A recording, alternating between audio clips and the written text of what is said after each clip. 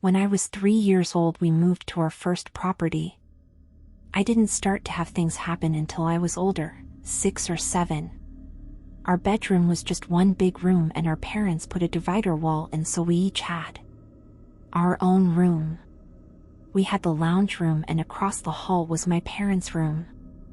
I would wake up during the night to having that sensation or that feeling that somebody was either standing at the end of my bed or right next to my bed where my head was on my pillow. I would never see anything, any shadows or anything like that. It was just solely the sensation and it would wake me. I never used to get scared. I used to just think it was a guardian angel or something like that. When I was born, my mom used to tell me the story that the night I was born, my great-uncle had been killed in a car accident. It was hours apart between him dying and me being born. My dad's mom had passed away when he was 16. I used to just think it was one of them just stopping by, checking in, that sort of thing. I never used to get scared from it. As I got older, I would start to hear what sounded like people walking around the house. It wasn't the house settling. You could physically hear the footsteps being made like doof, doof, doof, that sort of thing. I just learned to accept it. It wasn't until I got older that I started to understand more about the paranormal and the abilities that people have. I started to dive deep into that. My grandparents had built a house and they lived on the farm that he grew up on. We had to go up to the old house. We were getting a few things out that we'd stored in there.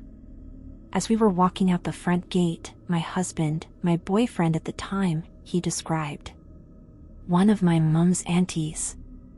And I said, "Are you joking me because you've just seen a picture inside?" And he's like, "No, I just physically seen her as we were walking out the front gate." So she had displayed her face and he just seen everything about her. The curly hair, the short stature, the round face, everything. He described her to a T. I wasn't scared.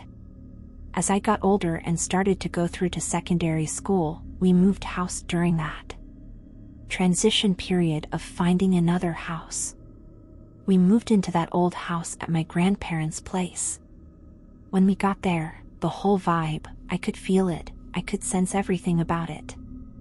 Put me off. But they had those old pictures like back in the day where they couldn't smile or anything. It was just like a portrait. Although they were family, the vibe and the sense that I got from them, I just couldn't handle it. I had to take them all down and move them to a room that wasn't being used. I sensed that someone was there, that we weren't alone, but I couldn't physically see them. I could hear them and I could feel them.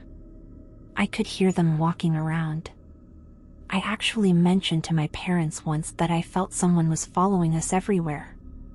We went because it didn't matter what house we were in, I either sensed that somebody was with us or I could hear what sounded like somebody walking around. Somebody was next to my bed or at the end of my bed. We lived in that house for about 12 months while my parents found another property to buy.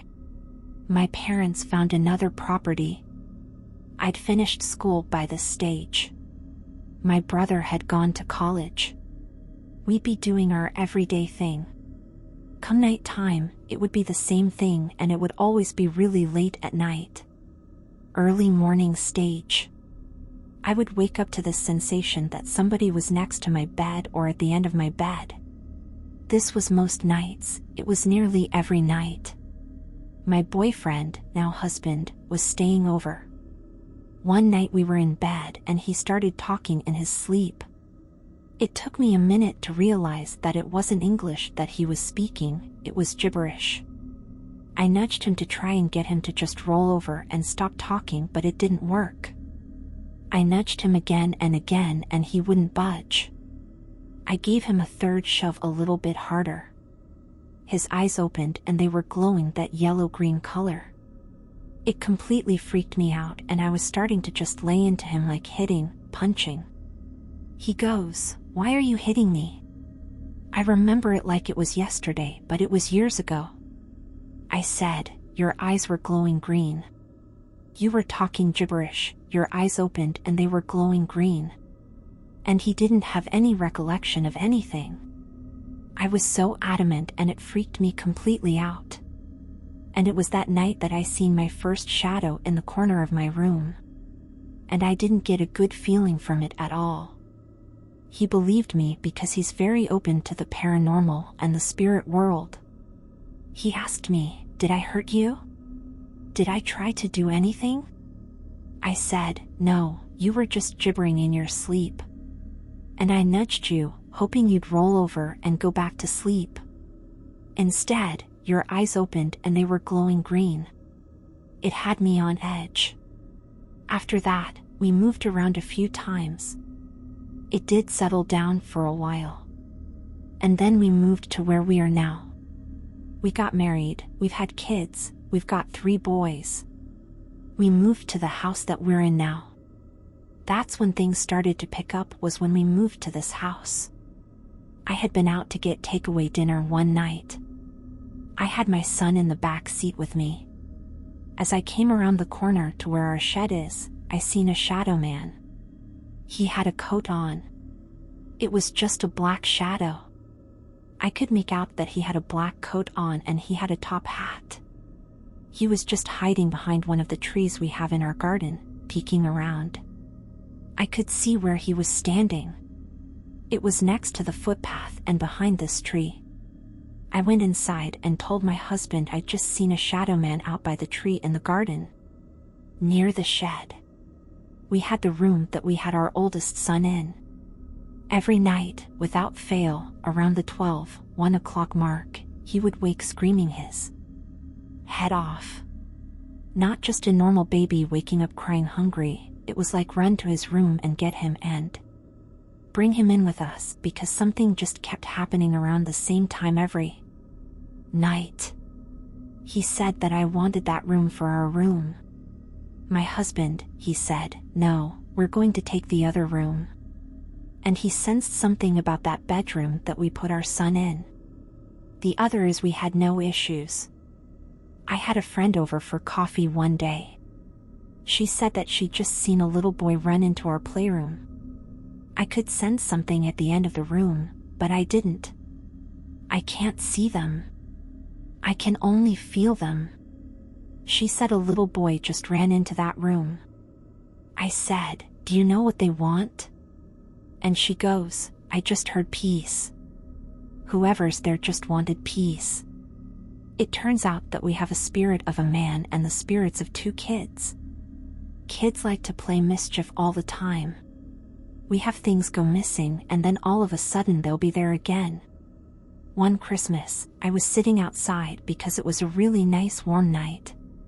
My husband had gone for a shower. I thought my husband had played a joke on me and was trying to scare me from the door to the alliance room. I'd actually seen the figure of the man again. It wasn't my husband, but it was the same height. When he came out, I said, "Were you just standing in the doorway?" He said, "No, I wasn't. I was in the bathroom." That signified to me again that I'd seen this man. We had just a family get-together of friends and family and stuff. We had this little fire pit in our yard and we'd done some cooking outside. We'd all had a few drinks. I turned around and I could see again this man looking at us from our veranda. It used to be a sunroom and they opened it up into a veranda. They left the window at the end. I could see him watching us out that window. He said, "I've just seen my spirit friend standing at the window. I stand here and walk off and head towards our laundry because we have an outside laundry." We went up there and you could physically feel the air change.